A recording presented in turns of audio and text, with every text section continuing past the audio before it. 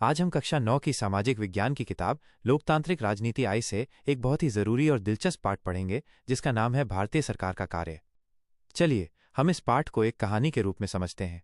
हमारी कहानी के दो मुख्य पात्र हैं, एक गुरु कबीर और उनकी एक जिज्ञासु छात्रा आयशा। आयशा अपनी किताब में खोई हुई थी जब उसने कबीर जी से पूछा, गुरुजी, मैं ये तो समझ गई कि हमारे देश में लोकतंत्र, लोगों का शासन है, लेकिन ये सरकार काम कैसे करती है? हमें कैसे पता चलेगा कि कौन क्या काम कर रहा है? कबीर जी मुस्कुराए और बोले, बहुत अच्छा सवाल है आयशा। चलो मैं तुम्हें एक आसान कहानी सुनाता हूं। सोचो, हमारा पूरा देश एक बहुत बड़ा घर है और इस घर को ठीक से चलाने के लिए कुछ नियम और लोग मिलकर काम करते हैं। सरकार के 3 अंग, घर के 3 जरूरी हिस्से।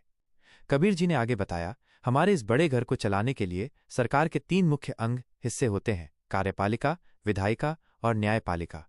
आयशा ने बीच में ही पूछा, गुरुजी, ये क्या है? ये कौन लोग होते हैं? कबीर जी ने समझाया, सबसे पहले बात करते हैं विधायिका, कानून बनाने वाला अंग की। ये हमारे घर के वे लोग हैं जो मिलकर घर के लिए नियम बनाते हैं। हमारे देश में संसद, पार्लियामेंट और राज्य विधानसभाएं, स्टेट लेजिस्लेटिव असेंबली इसी का हिस्सा हैं। इसमें हमारे चुने हुए प्रतिनिधि, सांसद और विधायक होते हैं। यही लोग नए कानून बनाते हैं या पुराने कानूनों में बदलाव करते हैं। अब आता है दूसरा अंग, कार्यपालिका, कानून लागू करने वाला अंग। कबीर जी ने कहा, सोचो, अगर घर के नियम बन गए तो उन्हें लागू भी तो करना पड़ेगा। कार्यपालिका वही काम करती है।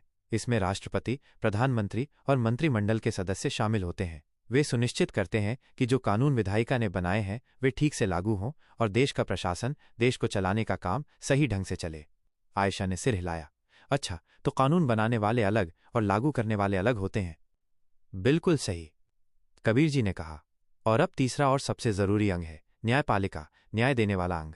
मान लो घर में किसी बात पर झगड़ा हो जाए या कोई नियम तोड़ दे तो कौन फैसला सुनाएगा? न्यायपालिका यही काम करती है। इसमें हमारे देश की अदालतें आती हैं, जैसे कि सर्वोच्च न्यायालय, सुप्रीम कोर्ट और उच्च न्यायालय, हाई कोर्ट। ये कानून की व्याख्या, कानून का मतलब समझाना करती हैं और न्याय दिलाती हैं। मंत्रिपरिषद और संसद, सरकार के मुख्य इंजन। आयशा ने फिर पूछा, गुरुजी, मैंने सुना है कि प्रधानमंत्री और मंत्रिमंडल बहुत शक्तिशाली होते हैं, ये कैसे होता है? कबीर जी ने बताया, जब चुनाव होते हैं तो जिस राजनीतिक पार्टी, दल को लोकसभा में बहुमत, अधिकतर सीटें मिलता है, वही सरकार बनाती है। उस पार्टी का नेता प्रधानमंत्री बनता है। प्रधानमंत्री अपने कुछ खास मंत्रियों को चुनकर मंत्रिपरिषद, मंत्रियों का समूह बनाता है। यही मंत्रिपरिषद सरकार की नीतियों, पॉलिसीज को चलाती है। और संसद के बारे में भी जान लो, कबीर जी ने कहा। संसद के 2 सदन भाग होते हैं, लोकसभा और राज्यसभा। लोकसभा में सीधे जनता द्वारा चुने गए प्रतिनिधि होते हैं, जबकि राज्यसभा में राज्यों के प्रतिनिधि होते हैं। कोई भी कानून तब तक नहीं बनता जब तक वो दोनों सदनों से पास न हो जाए। यह सुनिश्चित करता है कि कानून सबके हित में हो। राष्ट्रपति की भूमिका, घर के मुखिया। और गुरुजी, राष्ट्रपति का क्या काम होता है? आयशा ने उत्सुकता से पूछा। कबीर जी ने कहा, बहुत अच्छा सवाल। हमारे देश के राष्ट्रपति को घर का मुखिया समझो। वे केवल नाम मात्र, सिर्फ नाम के लिए के मुखिया होते हैं, लेकिन उनका पद बहुत महत्वपूर्ण है। कोई भी कानून तब तक लागू नहीं होता जब तक राष्ट्रपति उस पर हस्ताक्षर, सिग्नेचर ना कर दें। वे देश की सेनाओं के सर्वोच्च कमांडर भी होते हैं। कहानी का सार, लोकतंत्र की नींव। कबीर जी ने अपनी बात खत्म करते हुए कहा, तो देखा आयशा, हमारा देश इस तरह काम करता है। विधायिका कानून बनाती है, कार्यपालिका उसे लागू करती है और न्यायपालिका ये सुनिश्चित करती है कि सभी को न्याय मिले। ये सब एक साथ मिलकर काम करते हैं और इसी तरह हमारा लोकतंत्र मजबूत बनता है। आयशा ने मुस्कुराते हुए कहा, गुरुजी, अब मुझे सब कुछ समझ आ गया।